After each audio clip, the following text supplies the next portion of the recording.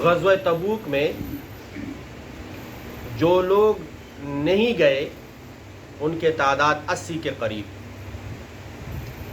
جب نبی علیہ الصلوۃ والسلام غزوہ تبوک سے واپس تشریف لائے تو یہ آ کر عذر پیش کرنے لگے، یعنی ہیلے بہانے کرنے لگے. لیکن 3 صحابہ ایسے تھے جو نہیں گئے، لیکن انہوں نے کوئی ہیلا بہانہ بھی نہیں بنایا، بلکہ سچ کہا. کیا کہا؟ سچ کہا. کعب بن مالک رضی اللہ تعالی عنہ، مرارہ بن ربیع رضی اللہ تعالی عنہ، اور حلال بن امیہ رضی اللہ تعالی عنہ. یہ 3 وہ صحابی ہیں جو نہیں گئے، لیکن واپسی پر انہوں نے کوئی جھوٹ کا سہارا نہیں لیا. اور جن لوگوں نے عذر پیش کیے تھے، نبی علیہ الصلوۃ والسلام نے ان کے لیے استغفار کر دیا، اور بعضوں کے لیے کہا کہ ان کے ساتھ بیروخی اختیار کرو، ان کی طرف توجہ ہی نہ کرو. ہوا کچھ یوں کہ کعب بن مالک رضی اللہ تعالیٰ عنہ کا بیٹا ہے عبید اللہ بن کعب. وہ فرماتے ہیں کہ میرے والد نابینا تھے، اور آتے جاتے تو میں اس کو ہاتھ سے پکڑ کر لے جاتا. کہتے وہ اپنا واقعہ خود بیان کرتے ہیں کہ میں کبھی بھی کسی جنگ میں پیچھے نہیں رہا، کبھی بھی کسی جنگ میں پیچھے نہیں رہا. جب بھی نبی علیہ الصلوۃ والسلام نے اعلان فرمایا ہم نے لبیک کہا، باوجود اس کے کہ تنگ دست ہوتے تھے، سواریاں نہیں ہوتی تھی، اور جو چیزیں چاہیے جنگ کے لیے وہ بھی کبھی کبھار نہیں ہوتی تھی، لیکن تنگ دستی اور مشکلات کے باوجود بھی ہم جاتے.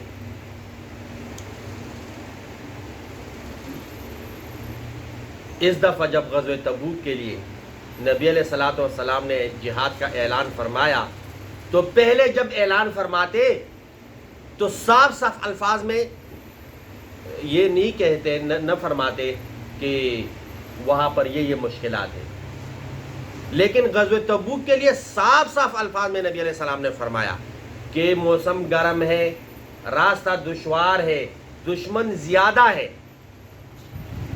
اور کعب بن مالک رضی اللہ تعالیٰ عنہ فرماتے ہیں کہ اس وقت میرے پاس 2 اونٹیاں بھی تھی، میں بالکل تیار تھا، یعنی صاحب حیثیت تھا، کوئی عذر بھی نہیں تھا.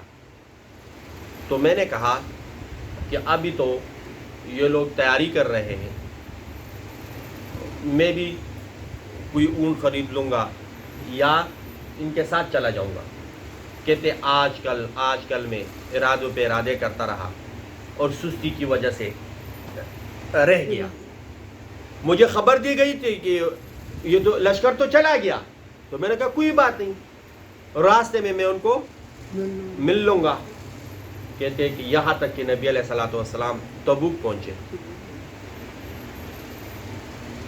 اور جب پہنچے تو وہاں پر نبی علیہ الصلوۃ والسلام نے پوچھا کہ کعب کہاں ہے، اس نے کیا کیا. کہتے ہیں کہ مہاجرین میں سے ایک بندہ جس کا نام تھا بنو سلمہ، وہ اٹھا اور وہ کہنے لگا اے پیارے محبوب، کعب تو نئے کپڑے اور راحت اور سکون چاہتا ہے، وہ یہاں کیا لینے آئے گا؟ وہ تو چاہتا ہے سکون ہو، راحت ہو، نئے کپڑے ہو، تو اس لیے وہ نہیں آیا. معاذ ابن جبل رضی اللہ تعالیٰ عنہ اٹھے اور کہا کہ اے پیارے محبوب یہ درست نہیں کہہ رہے، کعب بن مالک رضی اللہ تعالیٰ عنہ ایسا نہیں ہے، ایسا کوئی عذر شاید ہو. نبی علیہ الصلوۃ والسلام نے خاموشی اختیار کر لی اور کعب بن مالک رضی اللہ تعالیٰ عنہ کے بارے میں کچھ نہیں ارشاد فرمایا. یہاں تک کہ واپسی ہوئی. جب خبر ملی، کعب رضی اللہ تعالیٰ عنہ فرماتے ہیں کہ میرے دل میں خیال آیا بہانہ بناؤں جھوٹ کا سہارا لے لوں، آدھا سچ آدھا جھوٹ بچ جاؤں گا۔ لیکن پتہ چلا کہ نبی علیہ الصلوۃ والسلام مسجد میں پہنچے۔ نبی علیہ الصلوۃ والسلام جب تشریف لے جاتے تو مسجد میں، اور جب واپس آتے تو مسجد تشریف ہو کہتے مسجد میں تشریف لائے۔ تو سارے لوگ وہاں ملنے گئے، جو 80 کے قریب تھے انہوں نے عذر وغیرہ پیش کر دیے، میں بھی چلا گیا۔ تو مجھے دیکھ کر فرمایا کہ کہاں تھے آپ، کیوں شریک ہو؟ کہتے میں نے صاف صاف بتا دیا کہ کوئی عذر نہیں ہے میرے پاس، اونٹنیاں بھی تھی، بس اسی وجہ سے ابھی جاتا ہوں، اسی وجہ سے پیچھے رہے۔ کہتے نبی علیہ الصلوۃ والسلام نے خاموشی اختیار فرمائی اور کہا کہ تیرا معاملہ اللہ کے سپرد۔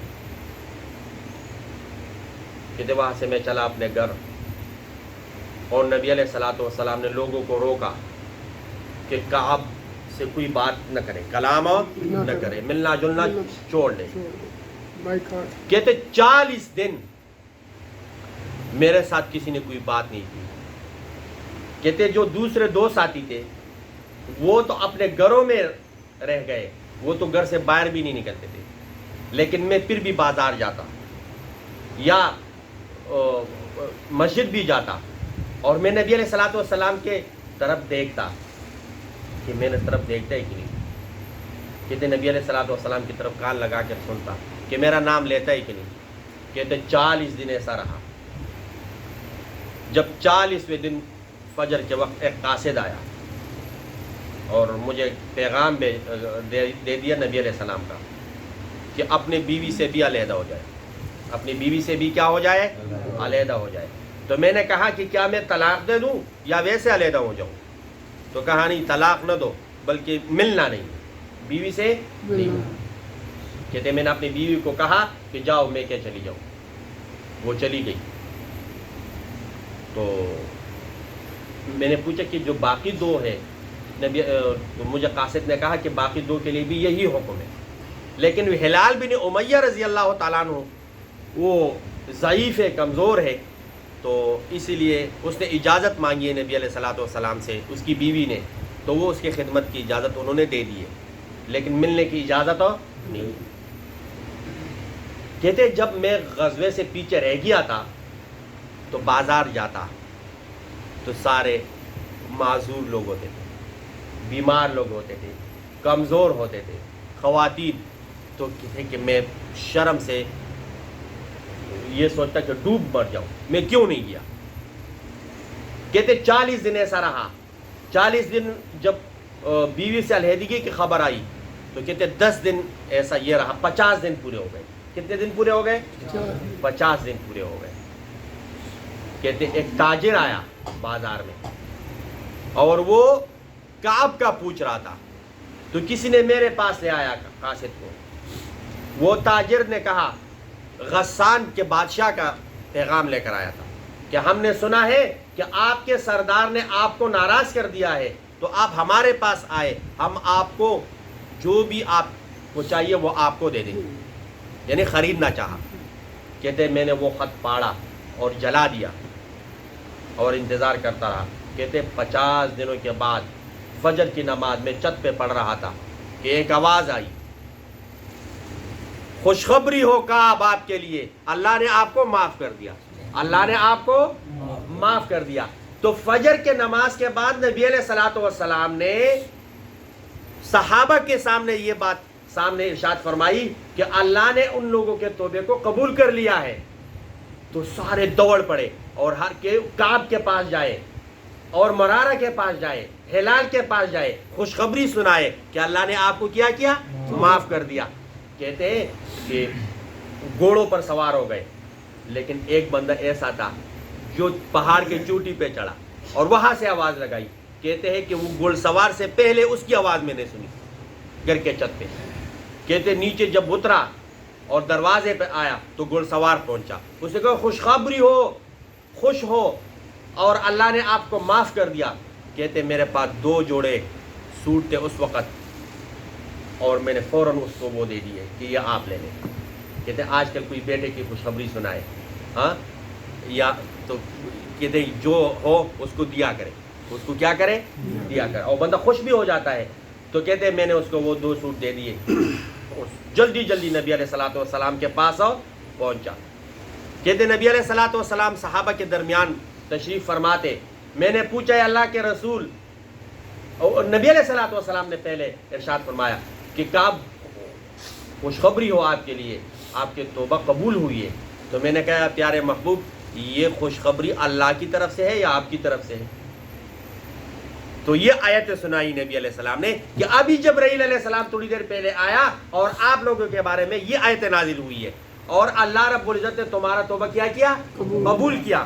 سن لو, وعلی الثلاثہ الذین خلفوا, وہ 3 لوگ, ثلاثہ واحد اثنان ثلاثہ, وہ 3 لوگ الذین خلفوا جو پیچھے رہ گئے تھے غزوہ تبوک سے, حتی اذا ضاقت علیہم الارض, یہاں تک کہ ان کے اوپر زمین تنگ ہو گئی, یہاں تک کہ ان کے اوپر زمین کوئی سلام کرنا نہیں چاہ رہا تھا ان کے ساتھ, کوئی بات ان کے ساتھ نہیں کرنا چاہ رہا تھا, اور یہ چاہتے تھے کہ یہ زمین پٹ جائے اور ہم نیچے چلے جائیں, اتنے تنگ ہو گئے, پوری زمین ان کے لیے وہ تنگ ہو گئی.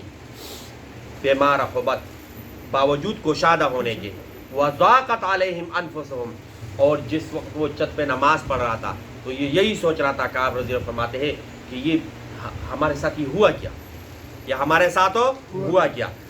وَظَنُّ إِلَّا إِلَيْهِ, لیکن اللہ ملجأ من اللہ الا الیہ, کوئی جائے پناہ نہیں ہے لیکن اللہ, لیکن کیا ہے اللہ ہے. ثم تاب علیہم, تو اللہ رب العزت نے ان کے اوپر رحم کیا, اللہ نے رب العزت نے ان کے اوپر کیا رحم کیا. کیوں رحم کیا؟ لیتوبو, تاکہ یہ لوگ توبہ کریں, تاکہ یہ لوگ کیا کریں تو ہم بھی گناہ کرتے ہیں لیکن اللہ رب العزت فوراً ہمیں سزا رحم کرتے ہیں. کیوں؟ تاکہ ہم توبہ کریں, تاکہ ہم کیا کریں توبہ کریں. ان اللہ هو التواب الرحیم, اور بے شک اللہ توبہ قبول کرنے والا مہربان ہے, بے شک اللہ توبہ قبول کرنے والا کیا ہے مہربان ہے.